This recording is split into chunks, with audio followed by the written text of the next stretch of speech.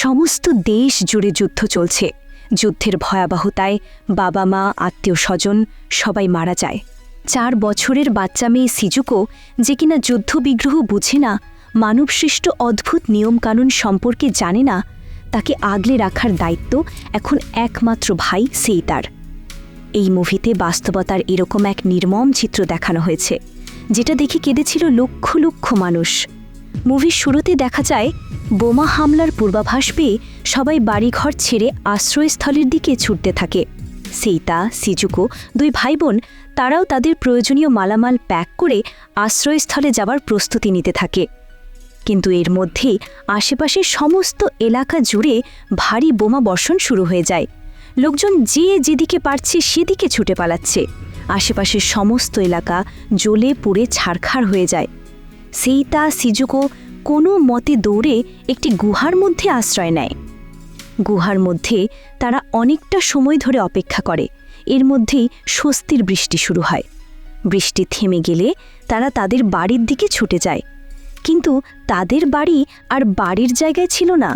সব কিছু জ্বলে পুড়ে কয়লা হয়ে গেছে। যতদূর চোখ যায় সব কিছু ধ্বংসস্তূপে পরিণত হয়েছে। সেইতা, সিজুকো প্রাথমিক চিকিৎসা নেওয়ার জন্য হাসপাতালে যায়। সেখানে সেইতা জানতে পারি বোমার আঘাতে তাদের মা মারাত্মকভাবে জখম হয়েছে। সেইতা দৌড়ে তার মাকে দেখতে যায়। হাসপাতালে আহতদের সংখ্যা এতটাই বেশি ছিল যে হাসপাতাল থেকে তার মাকে ব্যান্ডেজ করা ছাড়া অন্য কোনো ধরনের চিকিৎসাই দেওয়া হয়নি। অচেতন মায়ের দিকে তাকিয়ে থাকা ছাড়া সেইতার আর কিছুই করার ছিল না। সিজুকো মায়ের অসুস্থতার কথা শুনেই কান্না করে দেয়। ছোট বোনের চোখের জল সেইতার সহ্য হয় না, তাই বোনের মন ভালো করার জন্য সেইতা তাকে অনেক ধরনের শারীরিক কসরত করে দেখায়। পরের দিন সেইতা তার বোনকে তাদের এক দূর সম্পর্কের আত্মীয়ের বাড়িতে রেখে মায়ের সাথে দেখা করতে আসে। এদিকে প্রয়োজনীয় চিকিৎসা না পাওয়ায় সেইতার মায়ের সমস্ত শরীরে পোকা হয়ে মারা যায়। সেইতার মায়ের মতো অসংখ্য রোগীকে গণকবরে দাফন করা হয়। সেইতা বাসায় আসলে সিজুকো তার মা এসেছে ভেবে দৌড়ে ছুটে আসে। ছোট বোনটি মায়ের মৃত্যুর কথা শুনলে কষ্ট পাবে ভেবে সেইতা মিথ্যা বলতে বাধ্য হয়। পরের দিন সেইতা ধ্বংসস্তূপের মধ্যে থেকে আগের লুকিয়ে রাখা কিছু নিত্য প্রয়োজনীয় জিনিসপত্র বাসায় নিয়ে আসে।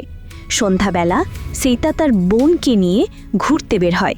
পুকুর পাড়ে প্রচুর জোনাকি উঠতেছিল। সেইতা তার বোনকে সারপ্রাইজ হিসাবে একটি চকলেট খেতে দেয়। চকলেট পেয়ে ছোট বোনটি খুশিতে আত্মহারা হয়ে নাচতে থাকে। বোনের খুশি দেখে সেইতা মা হারানোর কষ্ট ভুলে যায়।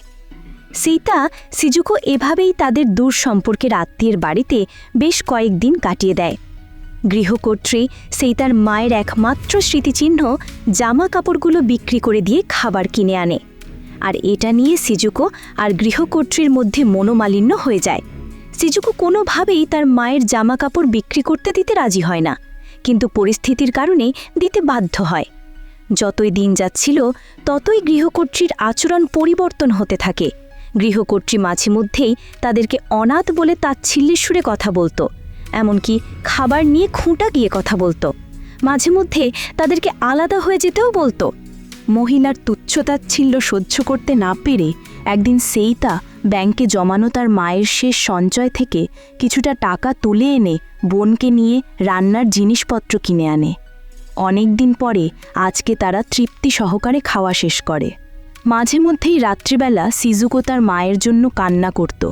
সেটা নিয়েও ওই মহিলা তাদেরকে বকাঝকা করত। ওই মহিলা তাদেরকে অনেক ছোটোখাটো বিষয় নিয়েও বকাঝকা করত। মহিলার আচার আচরণে ক্ষুব্ধ হয়ে সেইতা সিজুকোকে নিয়ে সিদ্ধান্ত নেয় তারা ওই বাসা ছেড়ে চলে যাবে। তারা পরিত্যক্ত একটি গুহার মধ্যে তাদের থাকার ব্যবস্থা করে। নিজেদের থাকার জায়গা পেয়ে সিজুকো অনেক খুশি হয়।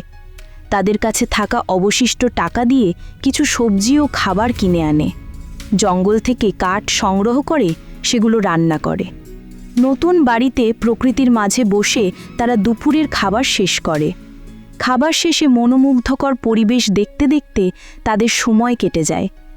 রাত্রিবেলা সিজুকো ভয় পেলে সেইতা অনেকগুলো জোনাকি ধরে আনে আর মশারির মধ্যে ছেড়ে দেয়। অনেকগুলো জোনাকির মিটিমিটি আলোতে তাদের ঘর আলোকিত হয়ে যায়।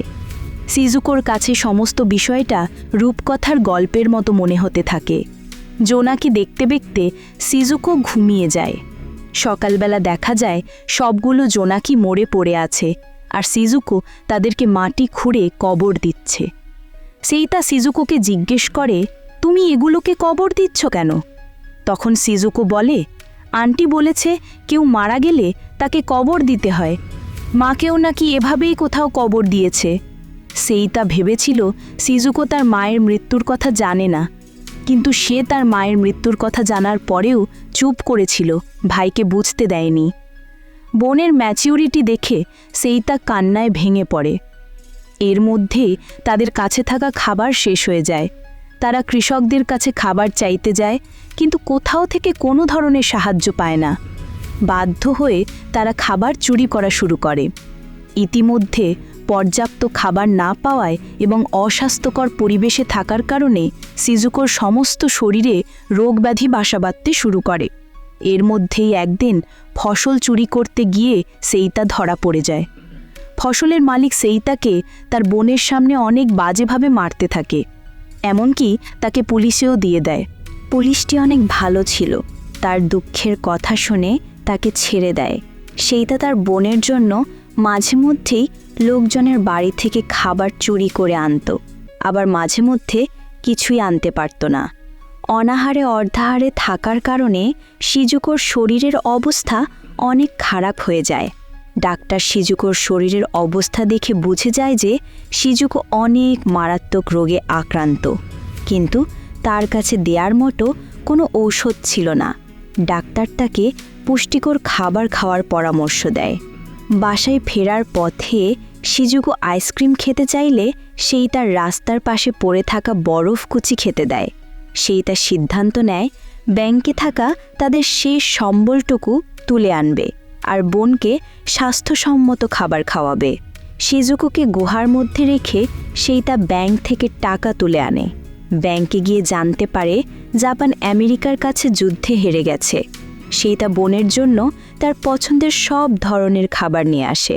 এদিকে অসুস্থতার কারণে সিজুকো অচেতন হয়ে মাটিতে পড়েছিল। সিজুকো এতটাই অসুস্থ হয়ে পড়েছিল যে সে প্রলাপ বকতে শুরু করে। সেই তা তাড়াতাড়ি করে একটি তরমুজ ভেঙে বোনকে খাইয়ে দেয়, কিন্তু ততক্ষণে অনেক দেরি হয়ে যায়। সিজুকো তার ভাইকে শেষবারের মতো ধন্যবাদ জানিয়ে চিরদিনের মতোই নিষ্ঠুর দুনিয়া ছেড়ে চলে যায়। সেইটা বোনের নিথর দেহ দেখে বাকরুদ্ধ হয়ে যায়। বাবা মায়ের মৃত্যুর পর তার এই ছোট বোনটি ছিল তার বেঁচে থাকার একমাত্র সম্বল, আর আজকে তার এই সম্বলটুকুও শেষ হয়ে যায়। সেইটা তার সর্বোচ্চ দিয়ে বোনের অন্তিম সংস্কার শেষ করে, কিন্তু তার বোনের স্মৃতিগুলো ভুলতে পারে না। তার চোখের সামনে ছোট বোনের স্মৃতিগুলো ভাসতে থাকে। ওই গুহার চারপাশে তার বোনের স্মৃতিচিহ্নগুলো জড়িয়ে আছে। যেদিকেই তাকায় সেদিকেই তার বোনকে দেখতে পায়। তাই বোনের শেষ স্মৃতিচিহ্ন হিসেবে চকলেটের ডিব্বাটি নিয়ে সেই তা ওই গুহা ছেড়ে নিরুদ্দেশ হয়ে যায়। সে ভবঘুরের মতো দিন কাটাতে থাকে। অনাহারে অর্ধাহারে রেল স্টেশনে পড়ে থাকতে থাকতে একসময় ওই রেল স্টেশনেই শেষ নিঃশ্বাস ত্যাগ করে। নিষ্ঠুর দুনিয়ার মায়া ত্যাগ করার পরে সেই তার আত্মা সিজুকোর আত্মাকে খুঁজে পায়। বোনকে নিয়ে সেই তা এক অনন্ত যাত্রায় রওনা হয়, যেখানে মানুষে মানুষে যুদ্ধ বিগ্রহ নেই, ক্ষুধার কষ্ট নেই, কোনো মনোমালিন্য নেই, আছে শুধু ভালোবাসা। এখানেই এই মুভিটি শেষ হয়।